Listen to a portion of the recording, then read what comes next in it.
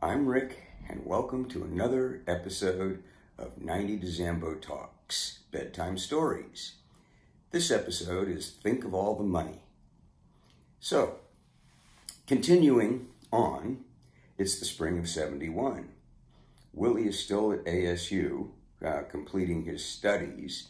Dell is interning as a pharmacist, and he's pretty much out of it at this point. So Steve, Waz, myself, and Killian have just brought up a ton of Mexican pot, unloaded it at Del Rey Yacht Club, and Rob has driven the load back to Berkeley. So everything's cool, and we go up to Berkeley. We fly back to the Bay Area, and get ready to deal with the load. Anyway, all of a sudden, Rob calls us and says it's not safe to keep the load over in Berkeley, and we're going to have to move it because he's got heat on him. So we get it together. We don't even have a truck. We don't even have a place to stash it, but we're going to have to move it. So anyway, Rob loans us his truck, and we load the load up and bring it down on a rainy night through Berkeley, and it's a fiasco. But anyway, we get the load and we bring it over to Waz's parents' house in St. Francis Wood. So his parents have gone to Hawaii on a fishing trip, and they'd be gone for 10 days. So we take the load over to his parents' house, unload it in their garage, and store the load underneath the foundation of his parents' house. And we seal the, we put our share of it, which is about 1,000 pounds, back up under the house, and we seal it off with a sheet with black visqueen sheeting, so you can't really see it if you would look up there. And it's back up in the laundry room above in the foundation. There's a small retaining wall there. So we've hidden the load, and we feel we're pretty safe at this point to start dealing with the load. Anyway, during this time, Waz's brother happens to know a fellow who's a marijuana dealer in San Francisco, Yorktown Billy. And he introduces us to Yorktown Billy, who agrees to be able to sell the load for us. So Yorktown Billy is a very interesting character from New York, and he's operated his pot business in a very straightforward manner. He likes to get it wholesale and sell it retail if the price is right, and sell it quickly. So immediately he has come to loggerheads with Waz, who has a much more philosophical approach about selling weed. And there's kind of an argument develops, and Waz is very intent on including in the price the problems that we've had to bring the load up, and Yorktown Billy is trying to convince him that none of that matters. It's the market determines the price. So anyway, they've come to loggerheads on this, and Yorktown Billy advises me that he really doesn't want to deal with Waz. And I say, well, that's okay. I can deal with you, but this is going to have some disastrous consequences going forward. Anyway, so it so happens that I'm over visiting my cousin Marty, and I've just dropped acid, and I met this girl, and so we're in the back room, just listening to music and waiting for the acid to take hold. And my cousin, Marty, comes banging on the door. And this is what came down at that moment. I have to read this to you.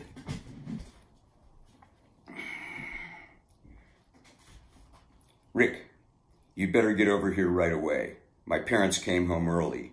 The wind blew out their fishing trip. We're in big trouble. They found the load. Sylvia and Mark Wazenberg Sr. had arrived home 3 hours earlier, having had their Hawaiian fishing trip cut short because of bad weather and choppy seas. Tired from the long flight, they stopped at the veterinary hospital on the way home from the airport to pick up Precious, their miniature poodle, who had been kenneled there while they were on vacation. Sylvia had just put the last load of wet clothes in the dryer and was heading out of the laundry room to go back upstairs to find something to cook for dinner. Yip, yip, yip, barked Precious. You miss me? My cute little baby. Mommy missed you too, Sylvia cooed. Yip, yip, yip, the barking continued. Come on, Precious, let's go upstairs and find you some dinner, Sylvia said, as she turned around to leave and turn off the light. Yip, yip, yip, Precious barked, as she was now standing with her front legs up on the retaining wall at the far end of the laundry room. What is it, girl? What's back there? Let me get a flashlight off Daddy's workbench and see. Sylvia returned a few seconds later with a flashlight and put Precious up on top of the retaining wall. Immediately, the little dog started pawing at the black plastic sheet, tearing a hole in it as she spun around in a circle, wildly barking. Then she disappeared through the hole. Shining the beam at the plastic, Sylvia frowned. She then retrieved a small stepladder she kept in the adjacent garage, climbed over the small retaining wall, pulled down one corner of the tacked plastic sheet, and ducked under the rough wooden beams, following the little dog. Sylvia emerged from the small enclosed space, brushing cobwebs out of her hair with one hand while holding a red wrapped cellophane package in the other. Her brown eyes were filled with rage as she ran up the back stairs as if chased by demons from hell. Mark! Mark! Sylvia shrieked at the top of her high-pitched voice to her sleeping husband, who had settled in for a nap to recover from jet lag. Since his service in the war, and probably from being a pilot himself, he always had trouble sleeping on planes. Now, only an hour into his nap, he was jolted awake by the wailing of his wife as she trundled upstairs with the goods. Driving my VW wagon from Marty's flat in Noe Valley to the Wazenbergs' home in St. Francis Wood, a distance of some 5 miles from one side of San Francisco to the other, and now completely in the throes of the LSD, everything appeared to me as if I was in a psychedelic circus. Automobile headlights and taillights looked like unbroken ribbons of light appearing exactly like out-of-focus time-lapse photography, seen as if looking through reverse binoculars. I kept saying to myself, keep it together, just keep it together. Rolling the window down helped as I gulped some fresh night air. Somehow I managed to negotiate the way across town as if being drawn there by some unseen magnet, pulling me uncontrollably to what I envisioned as the House of Doom. Parking the car in front of the Wazenbergs' home required a supreme effort and felt like I was docking the Queen Mary at a dock the size of a sponge. Cranking the steering wheel one way and the other and trying not to jump the curb nor hit the street lamp. I hadn't noticed when I first docked my VW, but as I looked around, I saw that the only other vehicle on the street was of the same make and model as the one which belonged to my parents. Uh-oh, not a good sign, I said to myself, somehow managing a cogent thought given my condition. The thick fog now swirling through the area, coupled with the distant foghorn bellowing, made for an even more surrealistic scene as I stepped out of the car and onto the street in front of their home.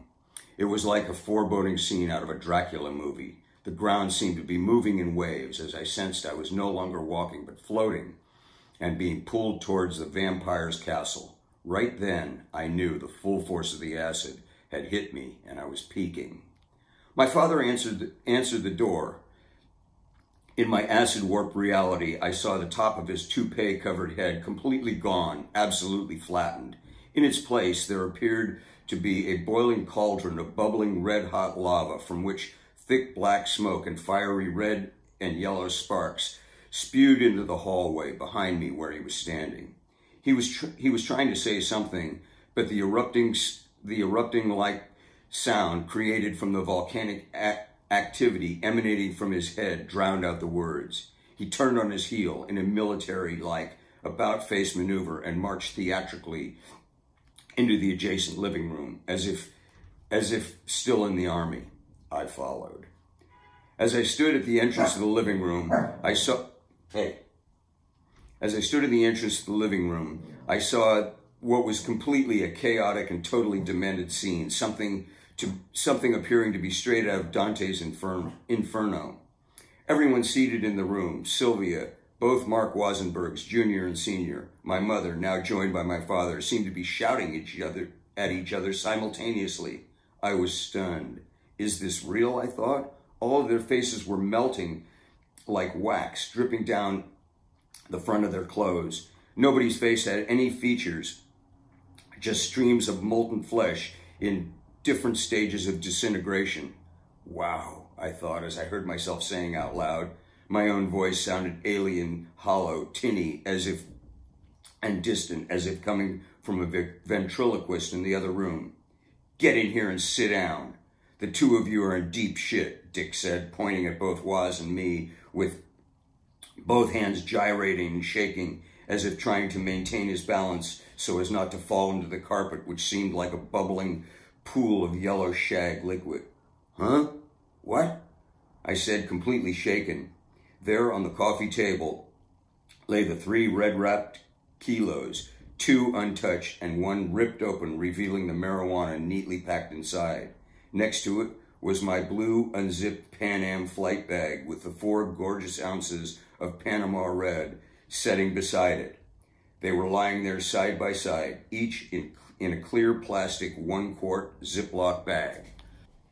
Let me backtrack here so you get the complete picture. When we first met Yorktown Billy, and we were showing him the sample of our load, he brought out 5 ounces of Panama Red and showed them to me. And I mean, it was beautiful, sweet, distinctly pungent, you know, covered with red hairs. I mean, it was beautiful. And I immediately bought all of it on the spot. And it was $250 for 5 ounces of Panama Red, which was an outrageous price. But I put them in the Pan Am bag, and I kept one out to smoke. So that's where the Panama Red was. So getting back to where I was, let me continue on here. What have you two done? Said my mother, Helen. Her face appeared like a large rodent's head with an elongated, quivering snout from which protruded silver whiskers. She gulped vodka from a tumbler. We raised you to be good boys. We sent you to college, gave you everything, and now look at you. Common criminals, dope peddlers. I guess that's what your fishing trip, your sailboat trip was all about, said an unusually calm Mark Sr. What's all this stuff worth anyway? Asked Dick. A lot. Over 6 figures, I said, barely aware I'd even spoken. The black smoke and ash emanating from his head had now turned green as dollar signs now replaced the red bubbling molten lava. I could hear my mother's mind making sharp clicking and clacking sounds like an abacus beads changing into dollars. Well, you two are going to be sadly disappointed because we're getting rid of all of it right now, said Helen. It's the only decent thing to do. Her nostrils flared and the silver whiskers trembled. And just how do you propose to do that? Wise inquired with a quizzical smirk. This isn't funny, Mark Sr., now glaring directly at his son. We're going to load up the station wagon and drive it out to Land's End and dump it over the cliff into the ocean. I'm going downstairs to start loading right now. I immediately erupted into almost uncontrollable laughter. Between gaps, I was able to say, Do you see how much marijuana there is and how many trips back and forth to the cliff you're going to have to make? Do you even realize, or can you even imagine what it's going to look like if somebody sees you in a Chinese fire drill brigade lobbing all those packages off the edge in the middle of the night in this fog? I was helplessly laughing. There's close to 1,000 pounds, Woz chimed in with emphasis. Probably take four, maybe five trips. Any less than the station wagon will sag, as if you're hauling an elephant and back. Now, with tears in my eyes, I couldn't stop the uncontrollable laughing. Mark Sr. turned and headed for the back stairs down to the basement garage. Sylvia heavily rose from the couch, uttering short, gasping sobs, and blindly followed her husband. Parts of her body ballooned and contracted randomly like a female version of the Michelin Man, seemingly unaffected by the madness transpiring around her. Trying to somewhat control my laughter, I said, Dad, can we take a walk? I need some fresh air. We stepped out into the evening fog and started walking a short distance up the street. Dad, this is a great business opportunity. Mark and I stand to make close to $150,000 on just this one transaction alone. Everybody's smoking, I said, reaching into my pocket and pulling out a joint of Panama Red and sticking it in my mouth. Put that away, Dick ordered. Do you know this stuff is totally illegal? You and Mark can go to prison for this, lose everything, and bring nothing but shame on both of our families. This is the wave of the future. Millions can be made, Dad. Think of it. We can go into business together and make a fortune like the Kennedys did during Prohibition. It's the opportunity of a lifetime. Plus, it's going to be legal soon, and we'll be on the leading edge of it. We'll be rich beyond belief. In my acid-smoked mind, the father-son business scheme seemed totally right for the moment. Nothing seemed too grandiose. Hitler probably felt this way on the eve of his catastrophic Russian invasion. Nothing could possibly go wrong. Have you totally lost your mind? I don't want to have anything to do with this. Everything I do is legitimate, above board. I pay taxes. I don't break the law. If this is the direction you're heading, son, I don't want to have anything to do with you. I felt deflated as we both returned to the house. Upon entering, we could hear voices coming from the basement. Everyone had gone downstairs. Mark Sr. was attempting to load the station wagon, but with close to 500 kilos piled on the basement floor, but only a few in the back of the car, he slowly realized the futility of his plan. In his mind's eye, he began to envision the potential fiasco on the cliffs, which I had probably gotten him to think about earlier. You know, Dad, Woz addressed his father, this stuff really isn't ours to get rid of. It belongs to the guy who actually bought it, a very heavy underworld figure, probably mafia. When he finds out it's gone, Rick and I are as good as dead. Seeing Woz's burst of genius, I followed his lead. This guy is Mr. Big. Our lives are on the line here. You don't want to be responsible for our deaths. I'm calling Jeffrey Cohn this minute to get his advice, Mark Sr. said, referring to Sylvia's brother, who was one of San Francisco's high-powered corporate attorneys. Jesus Christ, your stupidity has really jeopardized both of our families here. As we marched single file back up the narrow staircase, Helen turned and sarcastically said to me, following right behind her, think of all the money. Think of all the money. Even after we were back in the living room, I could hear these words reverberating in my ears, sounding like a row of shuffling Tibetan monks, slowly and together droning a monotone chant. Think of all the money. Think of all the money. Think of all the money. Mark was in the den, talking on the phone to Jeffrey Cohn, discussing the situation and assessing the various options. Cohn advised that giving the marijuana back to us would probably be the safest choice, and logically, trying to get rid of it by throwing it over the cliff just didn't make any sense and was, at best, a very risky scheme. Cohn then told Mark Sr. that he wanted to speak personally to both Mark Jr. and me. First, Woz took the phone from his father's hand and was severely reprimanded by the attorney. Yes, sir. Yes, sir. Yes, sir.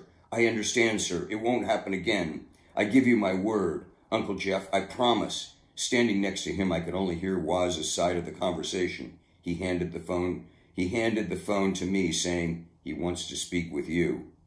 With LSD molecules still shaking every cell of my cerebral cortex and warping my cognitive thought, I took the phone and said, "Mr. Cohn, is it possible for Mark Jr. and me to retain your services for future endeavors in this business?" Jeffrey Cohn hit the roof, demanding to speak to Mark Sr. "These boys are incorrigible. They're going to get themselves in serious trouble and wind up in prison. I want nothing to do with them, and if you were smart, Mark, neither would you." He slammed down the receiver. I returned to the living room just as my mother and Sylvia emerged from the adjacent powder room. "At least we got rid of something," Sylvia said to Helen, sniffing as she wrung out her soaked handkerchief.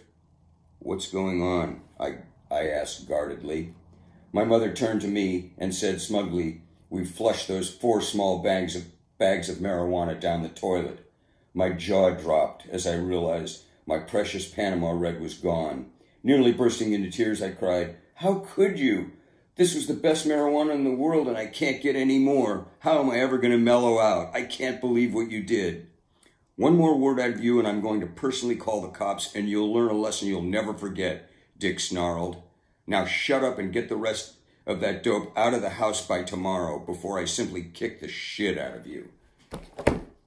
So, they finally let us go, realizing the folly of their plan to dispose of the weed. And so again, we borrowed Rob's truck and brought the load the following morning down to a buddy of ours' place down in Half Moon Bay, where we were able to sell off the rest of it in the next few days. So I wanted to continue on here to let you know what happened. On the 5th day, I got a call from Billy. "I've got something for you over at my place. Why don't you come and pick it up?" "Okay, is now convenient?" "Yeah, bro, come on over." I drove to Billy's Mission District home. Inside, Billy handed me a brown paper bag on which was printed the slogan, "Safeway, nobody does it better." Inside the bag was $135,000 in cash. The bills were mostly 20s and 100s, some neat and clean, and some crumpled, faintly smelling of mildew. I counted the money as we passed a joint back and forth. Each $1,000 stack was banded together with a rubber band, and 5 of those stacks were banded together with paper bands imprinted with $5,000 each. There were 27 of them in the bag, and the counting took an hour. "By the way, Billy, is there any more Panama Red?" "Sorry, man, it's all gone. It was some of the best ever." Bummer. So, that was the first load I ever did. And it was the first of my many sailing adventures. So, as wild of an adventure as it was, this was only the beginning. So, stay tuned. There's much more to come. So, 90 to Zambo Talks, Bedtime Stories. I'm Rick. So, if you like this, subscribe to the channel. Click the like button. The website is 90tozambo.com. This is the book, 90 Degrees to Zamboanga, Memoirs of a 20-Year Marijuana Smuggling Adventure that I wrote. And we're doing stories from that. So stay tuned, and there's more. So cheers for now. Hello, everyone. Check out our new merch on 90tozambo.com/shop. We've got a lot of different things, 20 or 30 items, so check it out.